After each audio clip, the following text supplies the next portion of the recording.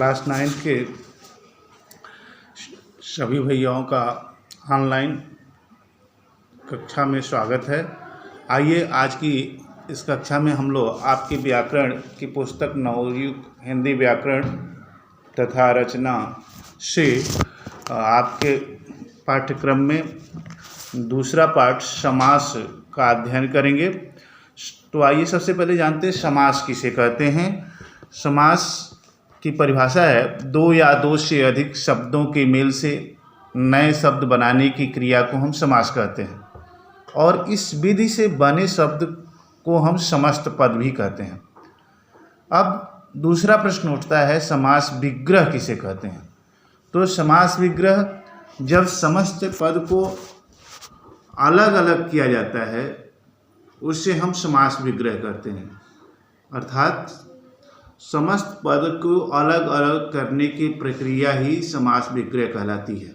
जैसे गंगा जल समस्त पद है, अब इसका विग्रह क्या होगा, गंगा का जल। अब इसमें ध्यान देंगे गंगा और जल दो पद है, तो इस प्रकार किसी समस्त पद के दो भाग होते हैं। अब उसमें कौन कौन से, पहला पूर्व पद और दूसरा उत्तर पद। पूर्व पद जैसे गंगा जल में देखिए पूर्व पद कौन सा होगा, पहला पद है गंगा, तो गंगा ये पूर्व पद होगा और जल उत्तर पद होगा। इस प्रकार हम लोग इस बात को संक्षेप में जानते हैं कि समास के लिए कम से कम दो पद होने चाहिए। पहले पद को पूर्व पद तथा दूसरे पद को हम उत्तर पद कहते हैं। समास होने पर दोनों पद या अन्य अधिक पद मिलकर संक्षिप्त रूप धारण कर लेते हैं, इसी को हम समस्त पद कहते हैं। अब समास प्रक्रिया में बीच की विभक्तियों का प्रायः लोप हो जाता है। चौथी जो बात है, विशेष बात है, वो ये है समास होने पर जहाँ संधि संभव होती है वहाँ नियमों के अनुसार संधि भी की जाती है। अब अगला प्रश्न होता है प्यारे बच्चों कि समास कितने प्रकार के होते हैं। तो समास के प्रमुख प्रकार, समास के 6 भेद होते हैं। पहला तत्पुरुष समास, दूसरा कर्मधारय समास, तीसरा द्विगु समास, चौथा बहुब्रीहि समास, पांचवा द्वंद्व समास और छठा अव्ययी भाव समास। आइए सबसे पहले हम लोग तत्पुरुष समास किसे कहते हैं इसके बारे में जानते हैं। तत्पुरुष समास में उत्तर पद प्रधान होता है तथा पूर्व पद गौण होता है। प्रायः उत्तर पद विशेष और पूर्व पद विशेषण होता है। अब जैसे रसोई के लिए घर, यहाँ घर विशेष्य है, घर की विशेषता है, घर किसके लिए है, रसोई के लिए है। तो जो घर की विशेषता रसोई के लिए है यह विशेषण होगा और घर विशेष्य होगा। इस प्रकार हम यह जानें कि तत्पुरुष समास के कितने भेद हुए विभक्ति चिन्हों के अनुसार। तत्पुरुष समास के निम्नलिखित भेद किए गए। पहला कर्म तत्पुरुष, तो जहाँ पूर्व पद में कर्म कारक की विभक्ति का लोप हो वहाँ कर्म तत्पुरुष होता है। जैसे ग्रामगत, ग्राम को गया हुआ, गृहागत, गृह को आया हुआ, मरणासन, मरण को पहुँचा हुआ, यश प्राप्त, यश को प्राप्त। अब समस्त पद में है अकाल पीड़ित, अकाल से पीड़ित, ईश्वर प्रदत्त, ईश्वर द्वारा प्रदत्त, कष्ट साध्य, कष्ट से साध्य, गुण युक्त, गुण से युक्त, तुलसीकृत, तुलसी द्वारा कृत। प्रेमातुर का समास विग्रह होगा प्रेम से आतुर। ध्यान देंगे आप उपरोक्त सभी उदाहरणों में देखें, जैसे अकाल से पीड़ित, इसका समस्त पद जब बनता है तो अकाल पीड़ित होता है, इसमें जो विभक्ति चिन्ह है से का लोप हो जाता है।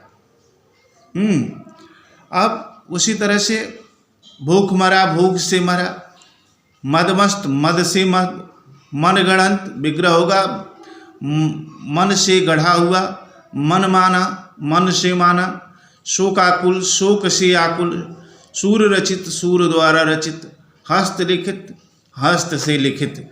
आइए जानते हैं संप्रदान तत्पुरुष किसे कहते हैं। जहाँ समास कि पूर्व पद में संप्रदान की विभक्ति के लिए का लोप हो, वहाँ संप्रदान तत्पुरुष होता है। आइए कुछ उदाहरण इसके देखते हैं। जैसे आराम कुर्सी, विग्रह होगा आराम के लिए कुर्सी। क्रीड़ा क्षेत्र, विग्रह इसका होगा क्रीड़ा के लिए क्षेत्र। गौशाला, गौ के लिए शाला। गुरु दक्षिणा, विग्रह होगा इसका गुरु के लिए दक्षिणा। देशभक्ति, देश के लिए भक्ति। पाठशाला, पाठ के लिए शाला। प्रयोगशाला, प्रयोग के लिए शाला। यज्ञशाला, यज्ञ के लिए शाला। कुरुक्षेत्र, युद्ध क्षेत्र, युद्ध के लिए क्षेत्र। रसोई घर, रसोई के लिए घर। राह खर्च, राह के लिए खर्च। विद्यालय, विद्या के लिए आलय। सत्याग्रह, सत्य के लिए आग्रह। हथकड़ी, हाथ के लिए कड़ी। हथघड़ी, हाथ के लिए घड़ी। हवन सामग्री, हवन के लिए सामग्री। अब जानते हैं अपादान तत्पुरुष, अगला भेद है तत्पुरुष समास का। अपादान तत्पुरुष किसे कहते हैं इसके बारे में जानें। जहाँ समास के पूर्व पद में अपादान की विभक्ति अर्थात से अलग होने का भाव हो, वहाँ अपादान तत्पुरुष होता है। जैसे ऋणमुक्त, ऋण से मुक्त।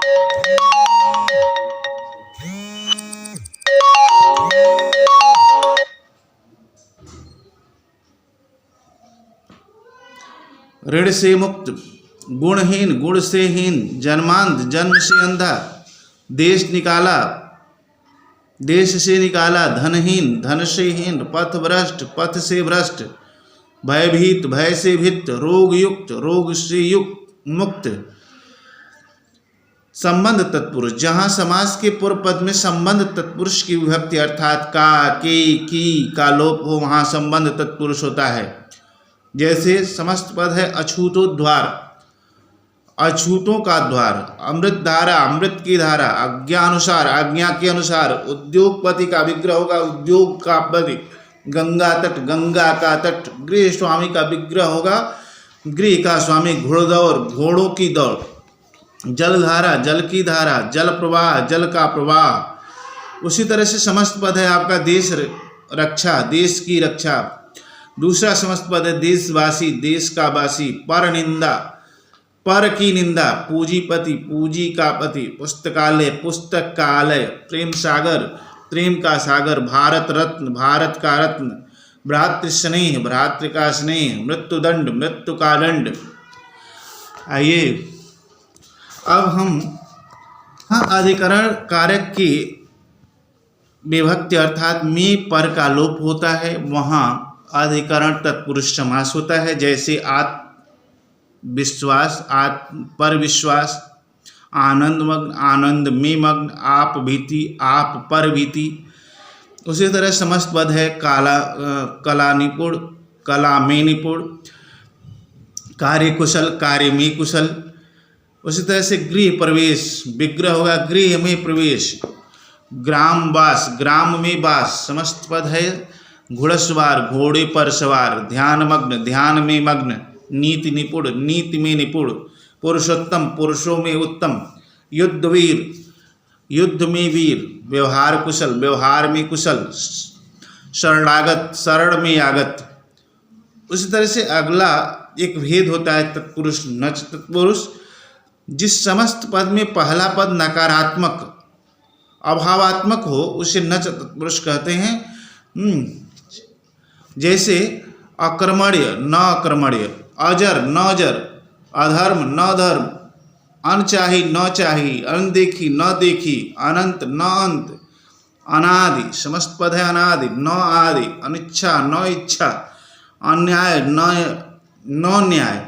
अपुत्र, न पुत्र। अब्राह्मण, न ब्राह्मण। अमर, न अमर। अयोग्य, न योग्य। अब दूसरा समास का भेद है कर्मधारय समास। कर्मधारय समास किसे कहते हैं इसके बारे में जानिए। कर्मधारय समास में पहला पद विशेषण तथा दूसरा पद विशेष होता है, अथवा एक पद उपमान और दूसरा पद उपमेय होता है। कहने का तात्पर्य यह है कि इसमें जो पूर्व पद होता है वह विशेषण होता है और उत्तर पद जो होता है वह विशेष्य होता है। जैसे अंधकूप, अंधकूप अंध है, विग्रह होगा अंध है जो कूप। कूप देखिए इसमें विशेष है, जो दूसरा पद है, और विशेषण इसमें है अंध। का पुरुष, कायर है जो पुरुष। कुबुद्धि, बुरी है जो बुद्धि। कृष्ण सर्प, कृष्ण है जो सर्प। दही बड़ा, दही में डूबा हुआ बड़ा। दुरात्मा, बुरी है जो आत्मा। दुष्चरित्र, बुरा है जो चरित्र। नीलकमल, नीला है जो कमल। नीलांबर, नीला है जो अंबर। नीलकंठ, नीला है जो कंठ। नील गगन, नीला है जो गगन। पंचक्की, पानी में चलने वाली चक्की। पीतांबर, पीत है जो अंबर। पर्णकुटी, पर्ण से बनी कुटी। प्रधानाध्यापक, प्रधान है जो अध्यापक। बैलगाड़ी, बैलों से खींची जाने वाली गाड़ी। कुछ उदाहरण इसके समस्त पद के रूप में देखें। कमल नयन, कमल के समान नयन। कर कमल, कमल के समान कर। कुसुम कोमल, कुसुम सा कोमल। क्रोधाग्नि, क्रोध रूपी अग्नि। ग्रंथ रत्न, ग्रंथ रूपी रत्न। उसी प्रकार उदाहरण है घनश्याम, विग्रह होगा घन के समान श्याम। चरण कमल, कमल के समान चरण। प्राण प्रिय, प्राणों के समान प्रिय। विद्याधन, विद्यारूपी धन। अब हम समास का जो तीसरा भेद है द्विगु समास, इसके बारे में आपको बताएंगे। द्विगु समास किसे कहते हैं? जहाँ समस्त पद के पूर्व पद में संख्यावाचक विशेषण हो, वहाँ द्विगु समास होता है। जैसे चवन्नी, चार आनों का समाहार। चारपाई, चार पायों का समाहार। चौमासा, चार मासों का समाहार। चौराहा, चार राहों का समाहार। तिरंगा, तीन रंगों का समाहार। त्रिफला, तीन फलों का समाहार। त्रिभुवन, तीन भुवनों का समाहार। त्रिलोक, तीन लोकों का समाहार। त्रिवेणी, तीन वेणियों का समाहार। दुराहा, दो राहों का समाहार। दोपहर, दो पहरों का समाहार। द्विगु समास के कुछ और उदाहरण देखें। द्विगु, दो गांवों का समाहार। नवग्रह, नौ ग्रहों का समाहार। नवनिधि, नौ निधियों का समाहार। वहीं समस्त पद है नवरत्न, नौ रत्नों का समाहार। पंचतंत्र, समस्त पद का विग्रह देखें। पंचतंत्रों का समाहार। पंचवटी, विग्रह है पांच वटों का समाहार। पंजाब, विग्रह होगा पांच आबों का समाहार। शताब्दी, सत आब्दों का समाहार। शतशई, 700 का समाहार। सप्ताह, 7 दिनों का समाहार। इस प्रकार हम लोगों ने द्विगु समास की परिभाषा और उसके उदाहरण पढ़ा। अब हम समास के चौथे भेद बहुब्रीहि समास के बारे में जानेंगे।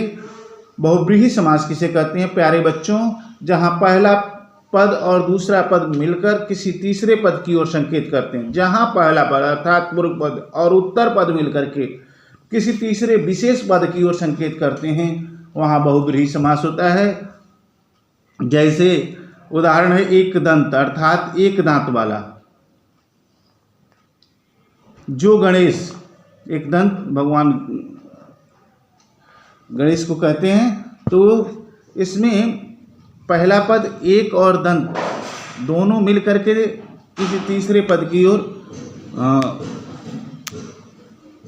संकेत करते हैं, इसलिए यहाँ बहुब्रीहि समास है। कन फटा, कान है फटा जिसका, अर्थात फकीर।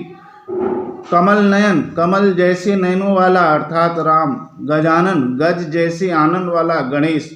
गोपाल, गौ का पालन करने वाला, कृष्ण। गिरधर, गिरि को धारण करने वाला, कृष्ण। गिरीश, पर्वतों का राजा, हिमालय। चंद्रमुखी, चंद्र के समान मुख वाली। चक्रधर, चक्र धारण करने वाला, अर्थात कृष्ण। चक्र है हाथ में जिसके, अर्थात कृष्ण। चतुर्भुज, चार है भुजाओं जिसकी, अर्थात विष्णु। चतुर्मुख, चार हैं मुख जिसके, अर्थात ब्रह्मा। जितेंद्रिय, विग्रह होगा जीत लिया है इंद्रियों को जिसने। तीव्र बुद्धि, तीव्र बुद्धि वाला। त्रिभुज, तीन भुजाओं वाली आकृति। त्रिलोचन, तीन आँखों वाला शिव। त्रिवेणी, तीन नदियों का संगम स्थल, अर्थात प्रयागराज। दशानन, दश या दशमुख। 10 आनन अथवा 10 मुख वाला जिस मुख हैं जिसके, अर्थात रावण। दिगंबर, दिशाएं हैं वस्त्र जिसके लिए, अर्थात नग्न। निशाचर, निशा में विचरण करने वाला, अर्थात राक्षस। नीलकंठ, नीला कंठ है जिसका, शिव। पतझड़, झड़ जाते हैं पत्ते जिस ऋतु में। पीताम्बर, पीले वस्त्रों वाला, अर्थात कृष्ण। पंचानन, 5 आनन है जिसके, शिव। बारहसिंगा, 12 सिंहों वाला, अर्थात एक पशु विशेष। मक्खी चूस, मक्खी को चूसता है जो, अर्थात कंजूस। महात्मा, महान है आत्मा जिसकी। मुरलीधर, मुरली धारण करने वाला, अर्थात कृष्ण। मृगनयनी, मृग जैसी नैनों वाली। लंबोदर, लंबा है उदर जिसका, अर्थात गणेश। खड़ानन, खड़ अर्थात 6 आननों वाला, अर्थात कार्तिकेय जी। अब यहाँ हम आपको स्पष्ट करते चलें कि बहुव्रीहि और कर्मधारय समास में क्या अंतर है, इसके बारे में हम लोग जान लें। कर्मधारय समास में दूसरा पद प्रधान होता है तथा पहला पद विशेष के विशेषण का कार्य करता है। उदाहरण, महावीर, महान है जो वीर। यहाँ वीर विशेष्य का विशेषण महान है। बहुव्रीहि समास में दोनों पद मिलकर किसी तीसरे पद की ओर संकेत करते हैं, जैसे महान वीर है जो, अर्थात हनुमान। कुछ अन्य उदाहरण देखिए, जैसे कमल नयन, कमल जैसे नयन, कर्मधारय। आज जब इसी का हम विग्रह इस प्रकार करेंगे, कमल जैसे नयनों वाला, अर्थात कृष्ण, तो यहाँ बहुव्रीहि समास होगा। महात्मा, महान है जो आत्मा। जब हम महात्मा का विग्रह महान है जो आत्मा करेंगे तो कर्मधारय होगा, ठीक उस। लेकिन जैसे ही हम महान आत्मा है जिसकी, तो यहाँ बहुव्रीहि समास होगा। आशय यह है कि विग्रह के अंतर से कर्मधारय और बहुव्रीहि में अंतर हो जाता है। बहुव्रीहि और द्विगु में अंतर। बहुव्रीहि समास और द्विगु समास में क्या अंतर है, इसके बारे में जान लीजिए। जहाँ पहला पद दूसरे पद विशेष की विशेषता संख्या को में बताता है, वहाँ द्विगु समास होता है। जहाँ संख्यावाची पहला पद और दूसरा पद मिलकर किसी तीसरे पद की ओर संकेत करते हैं, वहाँ बहुव्रीहि समास होता है। अनादि, न अनादि कर्मधारय होगा। नहीं है आदि जिसका, अर्थात ईश्वर, यहाँ बहुव्रीहि होगा। अमर, न अमर कर्मधारय होगा। नहीं मरता है जो, अर्थात यहाँ बहुव्रीहि होगा। द्वंद्व समास किसे कहेंगे, इसके बारे में हम लोग जानते हैं। परिभाषा, जिस समस्त पद में दोनों पद समान हों वहाँ द्वंद्व समास होता है। जैसे अन्न जल, अन्न और जल, अपना पराया, अपना और पराया। अमीर गरीब, अमीर और गरीब। आशा निराशा, आशा और निराशा। उल्टा सीधा, उल्टा और सीधा। ऊंच नीच, ऊंच और नीच। खट्टा मीठा, खट्टा और मीठा। गंगा जमुना, गंगा और जमुना। घी शक्कर, घी और शक्कर। जन्म मरण, जन्म और मरण। उसी तरह से दाल रोटी, दाल और रोटी। देश विशेष, देश और विदेश। कुछ और उदाहरण द्वंद्व समास के हैं। रुपया पैसा, रुपया और पैसा। राम लक्ष्मण, राम और लक्ष्मण। रात दिन, रात और दिन। यश अपयश का विग्रह होगा, यश और अपयश। भाई बहन, भाई और बहन। भूख प्यास, भूख और प्यास। माता पिता, माता और पिता। स्त्री पुरुष विग्रह होगा, ये स्त्री और पुरुष। हानि लाभ, हानि और लाभ। उसी प्रकार समास के छठे भेद पूरा दे दिए होते हैं, इसलिए कि इसको होमवर्क। समास किसे कहते हैं इसके बारे में जाने तो परिभाषा इसकी, जिस समास में पहला पद अव्यय हो उसे अव्ययी भाव समास कहते हैं। पहला पद यानी पूर्व पद इसमें अव्यय होता है और दूसरा पद संज्ञा या सर्वनाम होता है। तो इसमें पहला पद प्रधान होता है, इस प्रक्रिया में बना समस्त पद भी अव्यय की भांति ही कार्य करता है। जैसे हम कहें प्रतिदिन, प्रतिदिन, यहाँ प्रति अव्यय है, प्रतिदिन समस्त पद भी अव्यय की भांति ही कार्य कर रहा होता है। आजन्म, जन्म से लेकर। आजीवन समस्त पद है, जीवन पर्यंत, जीवन भर। आमरण, मरण तक। आसमुद्र, समुद्र तक। गली गली, प्रत्येक गली। गांव गांव, प्रत्येक गांव। घर घर, प्रत्येक घर। दिनों दिन, दिनों दिन ही दिन में निडर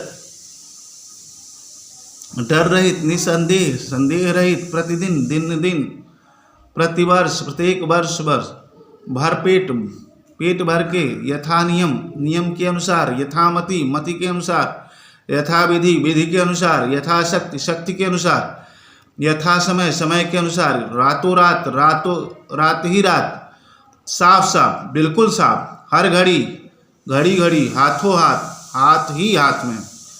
इस प्रकार हम लोगों ने समास तथा समास के सभी 6 भेदों की परिभाषा उदाहरण सहित इस वीडियो में जाना। अब आप लोगों को इसमें यह भी जान लेना चाहिए कि संधि और समास में क्या अंतर है। तो संधि और समास में मुख्य रूप से अंतर यह है कि संधि 2 वर्णों जैसे अ, आ, ई, क, च आदि में होती है, जबकि समास 2 या 2 से अधिक शब्दों में होता है। दूसरा है संध्यस्त शब्दों को तोड़ने की क्रिया को विच्छेद कहते हैं और समस्त पद को तोड़ने की क्रिया को हम विग्रह कहते हैं। तो ये 2 प्रमुख भेद हैं। पहला तो यह कि संधि में वर्णों का मेल होता है और समास में शब्दों का मेल होता है। संधि में शब्दों को तोड़ने की जो प्रक्रिया है उसे हम विच्छेद कहते हैं। समास में पदों को अलग करने की प्रक्रिया को विग्रह कहते हैं। प्यारे बच्चों, आपके इस वीडियो के अंत में ये भी बताते चलें कि आपके डिस्क्रिप्शन बॉक्स में समास किसे कहते हैं, संधि और समास में अंतर स्पष्ट कीजिए, समास के कितने भेद हैं उदाहरण सहित बताइए, बहुब्रीहि समास तथा कर्मधारय समास में अंतर स्पष्ट कीजिए, द्विगु और कर्मधारय समास का अंतर उदाहरण सहित स्पष्ट कीजिए। ये प्रश्न आपके डिस्कशन बॉक्स में गृह कार्य के रूप में होंगे। आपको चाहिए कि आप इन प्रश्नों के उत्तर व्याकरण की कॉपी पे लिखेंगे। वैसे तो मैं इस वीडियो के बाद PDF में इन प्रश्नों के उत्तर भी लिखकर भेज दूंगा। फिर भी आपको चाहिए कि इन प्रश्नों का उत्तर स्वयं लिखने का प्रयास करेंगे और अभ्यास प्रश्नोत्तर भी स्वयं हल करने का प्रयास करें। अगले वीडियो में हम लोग फिर मिलेंगे, तब तक के लिए धन्यवाद।